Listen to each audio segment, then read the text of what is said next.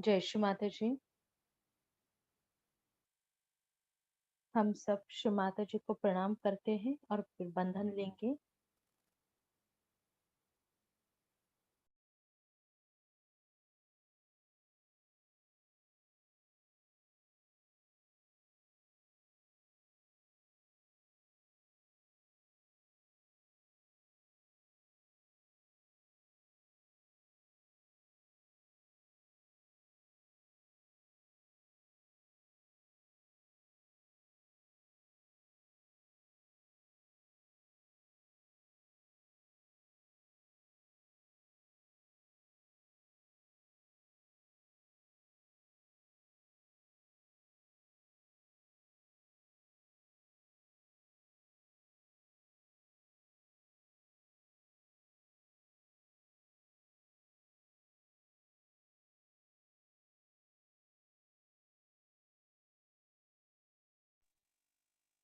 महामंत्र और श्री गणेश मंत्र।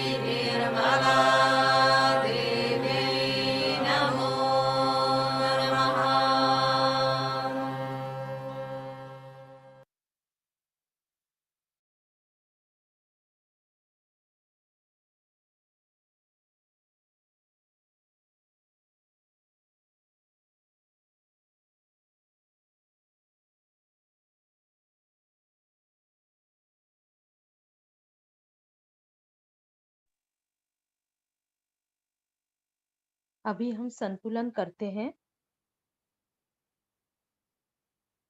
अपना लेफ्ट हैंड हम श्री माता जी की ओर रखेंगे, राइट हैंड को जमीन पर।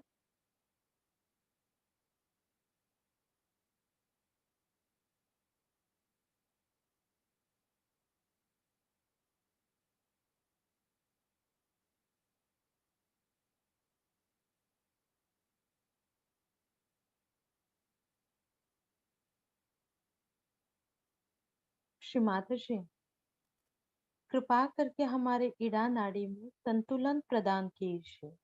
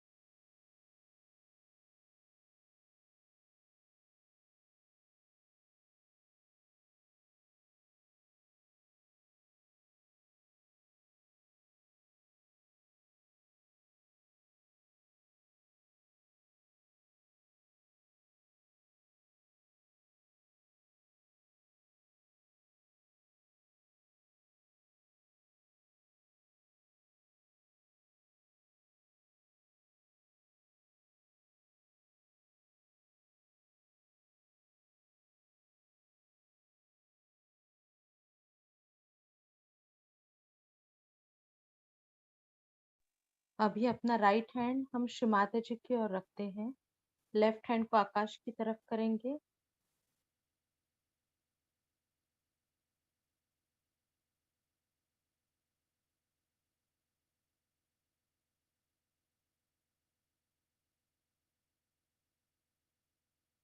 प्रार्थना करते हैं। श्री माता जी, कृपा करके हमारे पिंगला नाड़ी में संतुलन दीजिए।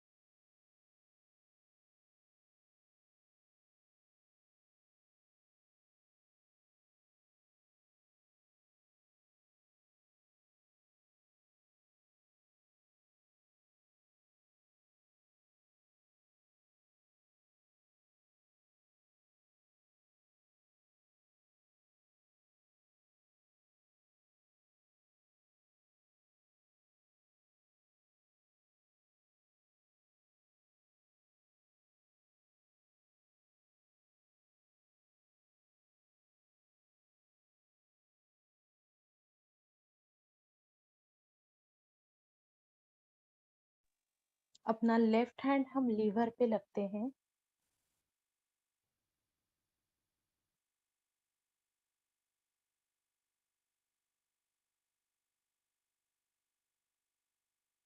श्री माताजी, कृपा करके आप हम सभी के चित्त में आइए।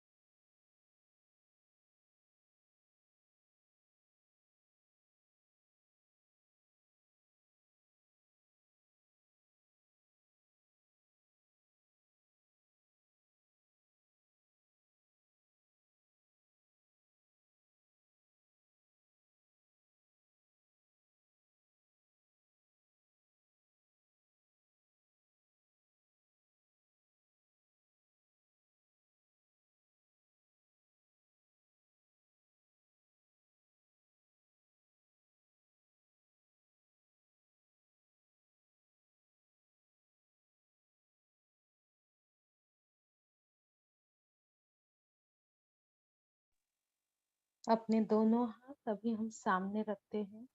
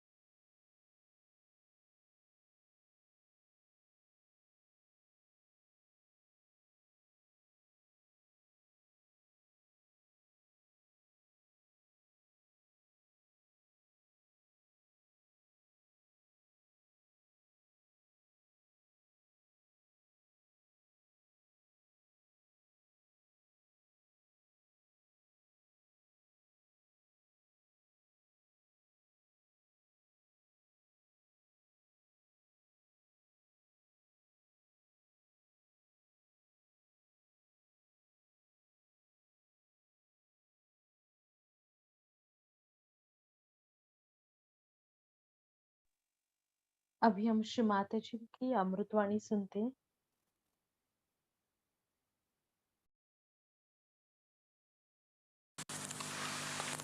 Then your teeth are very important. You have 32 teeth, see, 16 of Krishna's powers divided into, you can say, 32. These are your teeth on both the sides. The right side is on top and the left down below. That is one thing we neglect very much in the West, I must say. In India it is not. It's very much we neglect, and that's what we have to look after.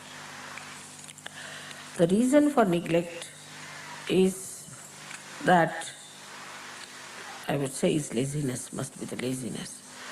But at least twice or thrice you must brush your teeth. It's important, that I need not say. But more important is to change the brush. Also, you have to use butter or salt and oil to rub your gums. If you rub your gums properly, you will never have problems with your teeth and your gums. Moreover, every time in the evening, you must again brush your teeth. I've seen many people who come to me in the evening in the program, such a horrible smell from their mouth comes out. It is not that it's a disease, but it is only thing is that they have not cleansed their teeth. Also, there are people who will not even brush their teeth and start eating breakfast. I don't know, this was another theory started, I think, that you can eat your food without brushing. Teeth are very important and one must look after them. On the teeth depends all the qualities of your Vishuddhi. So one has to look after the teeth in a proper way and should never cleanse and never show temper with the teeth. It's a very bad habit. Also here is a gesture, I've seen that. If they don't like something, they just go on like this. It's a very wrong thing. One should avoid that kind of a gesture, and it's very dangerous for your teeth. So today's lecture is more sort of medical, I must say.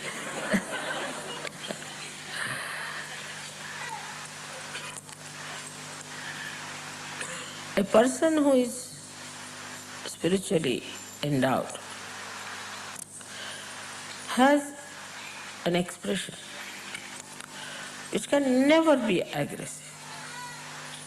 He may not be good looking, he may not be very sort of attractive personality, but the expression on the face is absolutely saintly.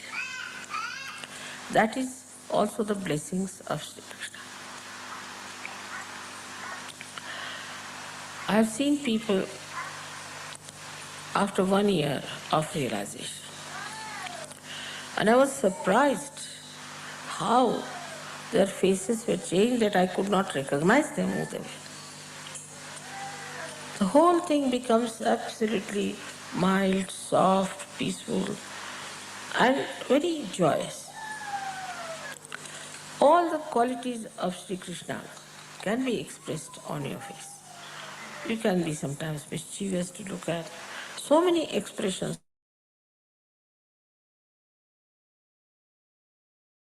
the face and give you a very sweet feeling. But some people have a habit of looking in the mirror all the time, which is very wrong, because it gives you a kind of a funny ego. It's better to look at Sri Krishna's photograph than to look at your own faces, so that your face will become like that of Sri Krishna. Instead of you start looking in the mirror all the time, what will become of you, God knows, because if you go to your past, God knows what you will become.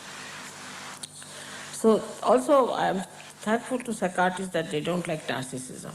But it's very dangerous to all the time watch your face in the mirror. Very dangerous. It creates a very funny personality that you start telling yourself, oh, I'm Napoleon, so you become Napoleon. And start behaving like Napoleon. Next day you find when Napoleon walks out of the bathroom. So one has to be careful not to pay so much attention and importance to your own self, but to yourself which is within, which is your spirit.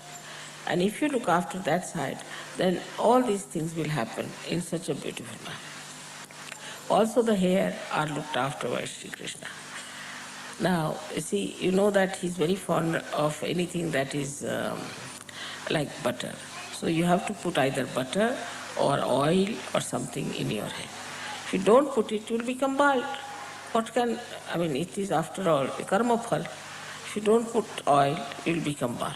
So you have to put oil, and oil was put always before in the West. I see all these old films and all that, they are all oil people. But now, of course, if you don't want to put oil, the daytime you can wash it off, or at least once a week you must oil your hair. Sri Krishna's star is Saturn, Shani. They say that if he gets after somebody, then nobody can be saved. If Sri Krishna gets after someone, then nobody can be saved. In the same way, if Saturn gets after someone, then that person is finished. So we say sometimes it is 7 years he is after you, sometimes 2.5 years after you. So this Saturn of Sri Krishna is a quality within us that supposing if somebody troubles us or does something, We don't have to do anything. Now this Shri Krishna policy, we can say the Shri Krishna's nature will work it out. It will inform this all-pervading power. And through that, this man or this woman or this party or this organization which is trying to trouble us will be hounded while we'll be just sitting doing nothing. They'll be just hounded till they jump in the sea. Automatically it will happen. But you have to know that you have the powers of Shri Krishna, by which if he gets after someone, then nobody can save them. He is the last one who plays around, but he doesn't forgive. He doesn't believe in forgiveness. He says, now, you had enough of it. He gives a big, long rope to hang yourself, but he never forgives. One thing for definite, he never forgives. As you must have seen in Mahabharata, his own judgment of things which he doesn't forgive. He says, you have to pay. You have to pay for it. Except when you transcend. If you become a Sahaja, if you have transcended Vishuddhi, then he cannot do anything like that to you. But if you have not, if there is no ascent, you cannot be saved. You cannot be saved from him. They say once Muhammad Ghazni came to loot our country. I mean, it's a story about the village folk. And he's looted Somnath, a big temple of ours, which had lots of gold, jewelry, everything in it. So these Brahmins were, you see, taking money from all these people and looting them and putting them in the temple and using them. And the rest of the people were very poor. So it was sort of a reaction in them, and the story they tell like this. So this Muhammad Ghazni looted Somnath is the temple of Mahadeva. Now Mahadeva never needs any ornaments or anything, but they had put this there. So Hanumana saw that Mahadeva got out of the temple and was running. So Hanumana ran after. Then at one point Mahadeva sat down and Hanumana came. He said, you are the god of gods. Why are you running? What are you afraid of? He said, you don't know this Muhammad Ghazni? He said, no, I don't know. All right, hide behind a tree. They hid behind a tree. So this Muhammad Ghazni came and sat down. This is the folklore, folk people tell. Sat down under that tree and turned into Shri Krishna. He said, this horrible thing, if he gets after someone, who can be saved?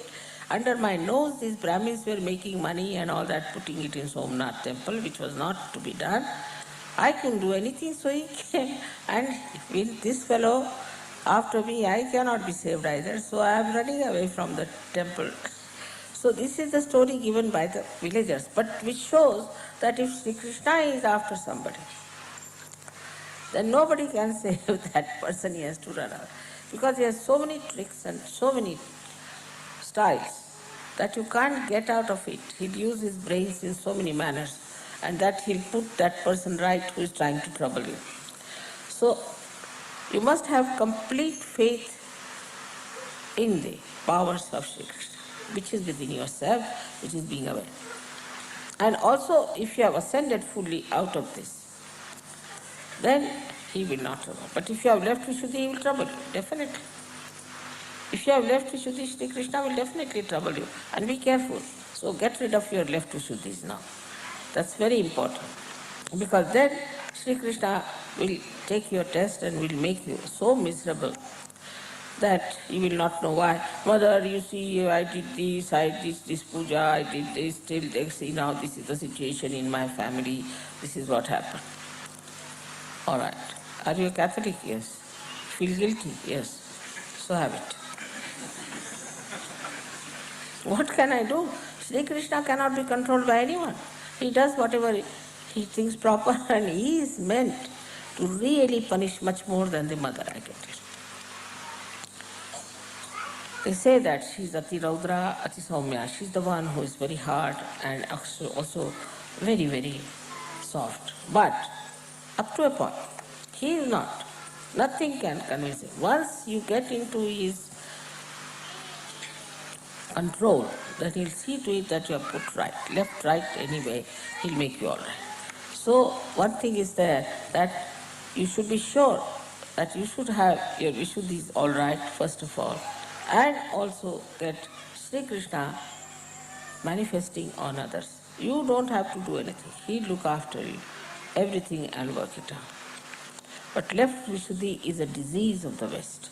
I also feel so much from you all that I sometimes feel like running away to India, because in India nobody feels guilty.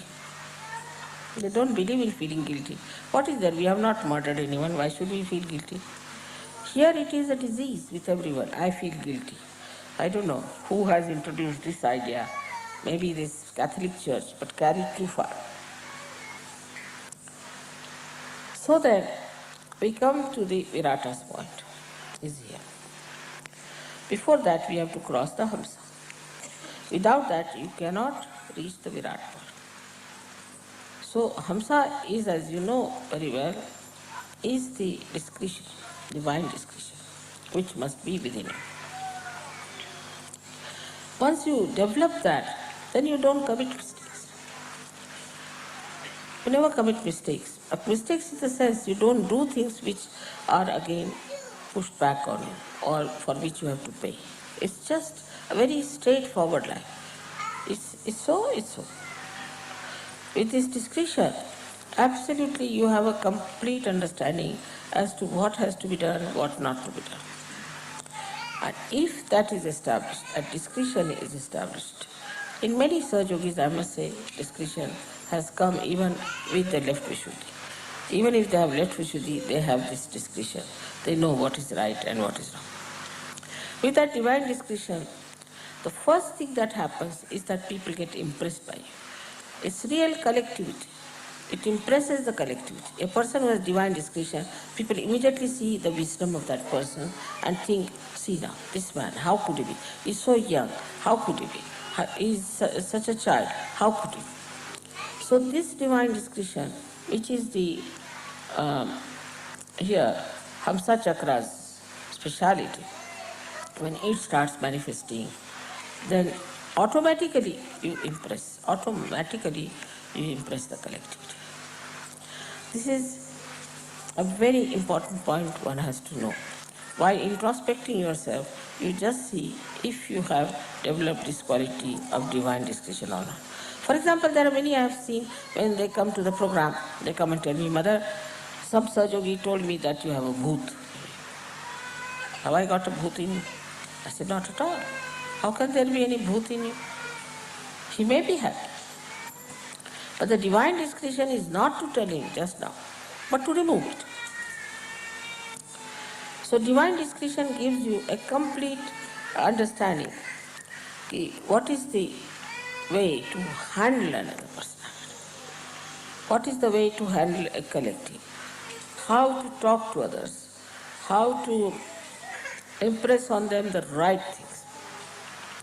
It's a very, very expansive manifestation in so many directions. If you have no divine discretion, you start speaking what you should not speak. You start saying at a time when you should not say. I mean, you will have no sense at all of any direction. So to have divine discretion is very important, for which, as you know, Hamsa Chakra physically as well, mentally and also spiritually must be kept all right. In my Hansas, we had one puja where I talked about it. The last is the Virat. That is the state you have to reach. The Virat is here in front, as you know. And I was surprised when I went to Nepal, which is a temple of Shiva there. Despite they were worshipping Shiva, they are putting all the kumkum here. So I thought that they don't know why they are putting. Because even if you worship Shiva, you must also worship here the Virat. They don't put it here. because they are absolutely 100% only Shiva worshippers. So why should they put it here? Because somebody who knows, who was Gnostic, has told them that this is the place of Virat. Once you get into Virat, then all your ideas of separating or differentiating goes on. You do not have any more ideas of races left, of nationality, of your city, of your village or anything. At that stage, you don't belong to any place. You belong to every place and you don't belong to every place. Such a situation comes in when you don't hanker after any particular food, you don't like any particular type of people. You can adjust yourself into any circumstances, into any families, into any kind of people. You can live with drunkards. I have lived with drunkards. Lived means I've shaken hands at least with so many of them. You can be with any kind of person. Nothing bothers you because you are in the Virat state. Because everything is absorbed by the Virat and you do not feel anything. Whatever sort of person may be, you do not feel it. The Virat has to suffer, not you. And that is what is the best state where I want all of you to reach and to become absolutely free. Nothing can impress you, nothing can influence you, nothing can dissuade you. But you stand on your self-esteem and understanding about yourself that you are a Sahaja and that you are connected with this power and you are a citizen of Kingdom of God. At the Virat state, there is no doubt left, no doubt. Because you become part and parcel of the whole. Absolutely, and you can affect anywhere. If this finger is hurt, then this finger can feel it. In the same way, such a person is felt everywhere. And not only that, but that person can be effective everywhere. For that state of reaching to Virat, one should try to slowly, gradually, yan neti neti vachaneli gavavachus. You have to go and say, this is not my sister, this is not my brother. They are all my brothers, they are all my sisters. I love them the same as my sisters and my brothers. This is not my family. The whole Sahaja Yoga is my family. The whole attention should move like that. This is not only mine. It is everybody's. It belongs to everybody. Everybody has a right. That sort of a thing, when it starts growing from individual, what we call is the Veshti to Samashti. In Sanskrit they said Veshti to Samashti, from individual to collective. And such a personality then is the most effective one for any kind of collective work. I think for today it's quite sufficient for you to know about Vishuddhi Chakra. I have talked about it thousands and thousands of times. And now this is one of the sides which I wanted to say, because I find that still there are people who do not understand that they have to rise above Vishuddhi. Otherwise, if they do not ascend over Vishuddhi, they can never be proper surgeons. They will be always half-baked. So we must try to rise above the Vishuddhi, the discretion part. Then at that point we can never doubt surgery. Can never doubt. And that's how the doubtless awareness can come to us. May God bless you.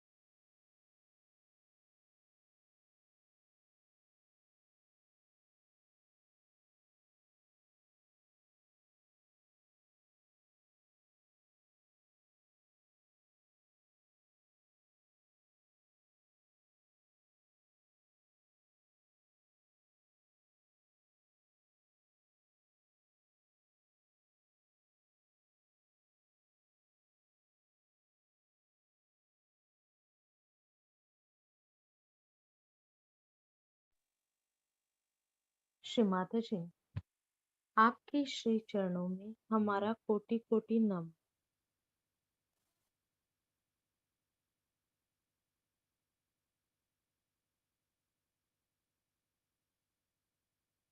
हम सब श्री माता जी को प्रणाम करके बंधन लेते हैं। जय श्री माता जी।